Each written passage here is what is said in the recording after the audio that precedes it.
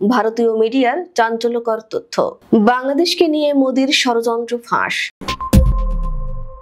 গত কয়েক সপ্তাহ ধরে বাংলাদেশের দক্ষিণ পূর্ব সীমান্ত যেন হয়ে উঠেছে এক অদৃশ্য ষড়যন্ত্রের মঞ্চ।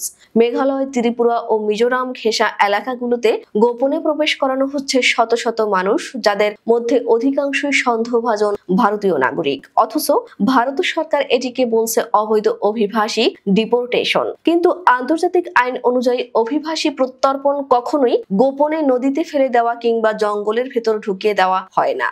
বিষয়টি নিয়ে সীমান্তের বাংলাদেশি নিরাপত্তা বাহিনীর মধ্যে ব্যাপক উদ্বেগ ছড়িয়েছে। এর মধ্যেই সামনে এলো এক বিস্ফোরক তথ্য।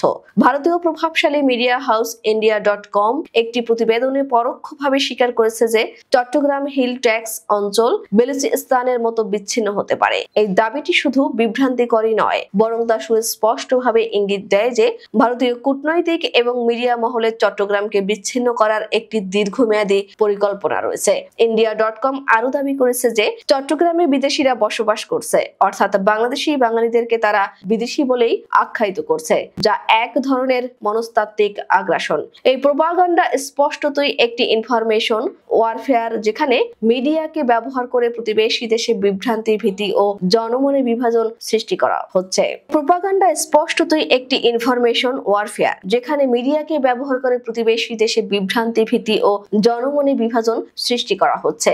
বিশ্লেষকদের মতে ভারতীয় গোয়েন্দা সংস্থা জঅড এবং সরকারপন্থী মিডিয়া মিলে এমন একটি প্রেক্ষাপট তৈরির চেষ্টা করছে যাতে বাংলাদেশ আন্তর্জাতিক মহলে একটি অস্থিতিশীল রাষ্ট্র হিসেবে চিত্রিত হয়। এরই অংশ হিসেবে বাংলাদেশের পাহাড়ি অঞ্চলে নতুন করে নামহীন, পরিচয়হীন ব্যক্তিদের পাঠানো হচ্ছে, যারা সম্ভবত নতুন করে সন্ত্রাস বা বিচ্ছিন্নতাবাদ উস্কে দিতে পারে। বিশ্লেষকরা বলছেন, ভারতের নরেন্দ্র মোদী সরকার এখন দক্ষিণ এশিয়ায় একটি ভূ রাজনৈতিক পুনর্বিন্যাসের লক্ষ্যে কাজ করছে।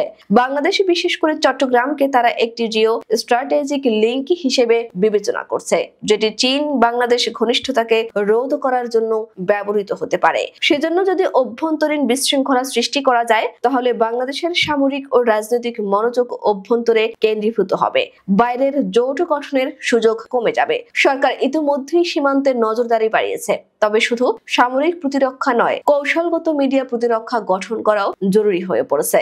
ভারতের ইনফরমেশন ওয়ারফেয়ারের মোকাবেলায় বাংলাদেশের উচিত একটি শক্তিশালী তথ্যভিত্তিক বিশ্বাসযোগ্য আন্তর্জাতিক প্রচারণা চালানো। একই সঙ্গে বাংলাদেশের পররাষ্ট্র মন্ত্রণালয়কে জাতিসংঘ ও আঞ্চলিক জোটগুলোতে এই বিষয়টি তুলতে হবে।